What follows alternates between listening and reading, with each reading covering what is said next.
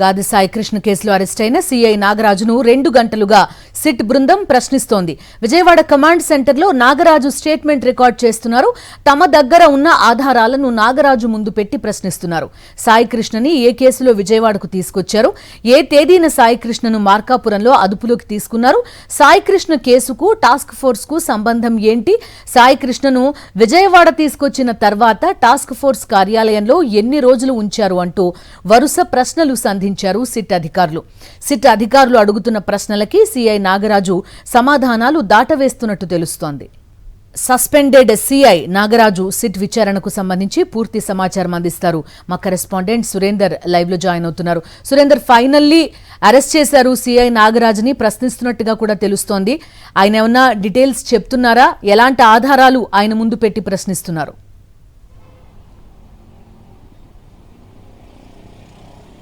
బిందు, Saikrishna missing కేసులో నిందితుడిగా ఉన్న నాగరాజుని కొద్దిసేపటి క్రితం అదుపులోకి తీసుకున్న సిట్టు విచారణ కొనసాగిస్తుంది. దాదాపు 3 గంటల నుంచి విచారణ కొనసాగుతుంటే తెలుస్తుంది. కమాండ్ కంట్రోల్ రూమ్లో ఉన్న సిట్ కార్యాలయం ఎక్కడైతే కార్యకలాపాలు నిర్వహిస్తుందో అక్కడి నుంచే పూర్తిగా వివరాలన్నీ కూడా సేకరిస్తున్నట్టు తెలుస్తుంది. దీంట్లో ప్రధానంగా నాగరాజుకు సంబంధించి అనుమానాలు, ఆరోపణలు, అదేవిధంగా ఆధారాలు, ఈ మూడింటితో కలిపి విచారిస్తున్న పరిస్థితి కనిపిస్తుంది. ఎందుకంటే ఈ కుటుంబ సభ్యులు ఇప్పటికే అనేక ఆరోపణలు చేశారు. నాగరాజు తమ కొడుకుని మార్కాపురం తీసుకొచ్చి కొట్టు చంపేశాడు, తగలబెట్టారు అంటూ కూడా వాళ్ళు ఆరోపణలు చేశారు. అయితే దానికి స్పష్టమైన ఆధారాలు ఎక్కడ లేని పరిస్థితి. దాంతోపాటు సీసీ కెమెరాలకు సంబంధించి దాదాపు సంవత్సరం పాటు సీసీ కెమెరా కృష్ణలంక పోలీస్ స్టేషన్లో మిస్ అయింది. ఇది పెద్ద ఆధారంగానే చూస్తున్నారు. ఎందుకంటే ఇంటెన్షన్గానే సీసీ కెమెరాలకు సంబంధించిన ఫుటేజ్ని నాగరాజు మిస్ చేశారంటూ కూడా అధికారులు భావిస్తున్న పరిస్థితి కనిపిస్తుంది. దాంతోపాటు సిట్ ఏర్పడిన తర్వాత వెంటనే సిట్ బృందం రంగప్రవేశం చేసి కృష్ణలంక పోలీస్ స్టేషన్తో పాటు అనేక ప్రాంతాలు ఎక్కడైతే నాగరాజు సాయికృష్ణ కొట్టాడని చెప్తున్నారో, ఎక్కడికి తీసుకెళ్లి విచారించారని చెప్తున్నారో ఆ ప్రదేశాలన్నీ కూడా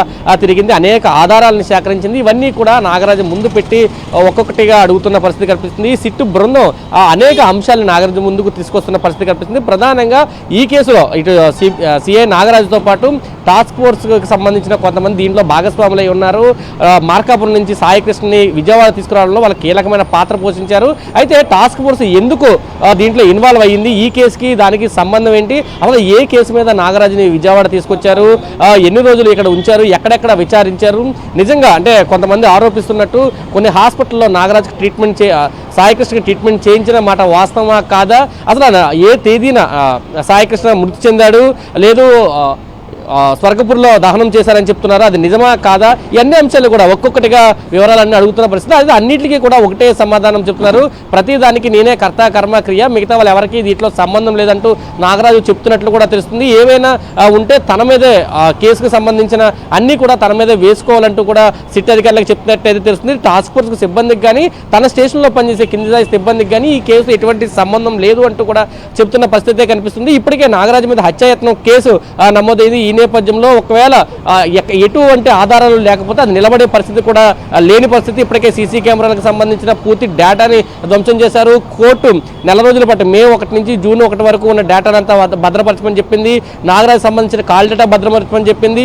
సాయికృష్ణకు సంబంధించిన కాల్ డేటా భద్రపరచమని చెప్పింది. ఇవన్నీ కూడా పూర్తి ఆధారాలు కోర్టు కావాల్సిన సీసీ కెమెరాలకు సంబంధించి 2 రోజులు మాత్రమే డేటా ఉంది. దాదాపు సంవత్సరం ఫుటేజ్ లేకుండా పోయిన పరిస్థితి కనిపించింది. ఒక ఇంటెన్షన్ గానే సాయికృష్ణకి సంబంధించి తీసుకురావడం కానీ, కొట్టడం కానీ, చనిపోవడం, తర్వాత ఉద్దేశపూర్వకంగానే దహనం చేశారంటూ కూడా ఆరోపణలు వినిపిస్తున్నాయి. ఆ కోణంలో కూడా సిట్టు పూర్తిగా నాగరాజును విచారిస్తున్న పరిస్థితి. దీనికి సంబంధించి ఈరోజు కోర్టులో హాజరుపరిచే అవకాశం కూడా కనిపిస్తుంది. 7 గంటల ప్రాంతంలో నాగరాజుని జడ్జి ముందు ప్రవేశపెట్టే అవకాశం ఉన్నట్లు కూడా కొంత వర్గాలు చెబుతున్నాయి.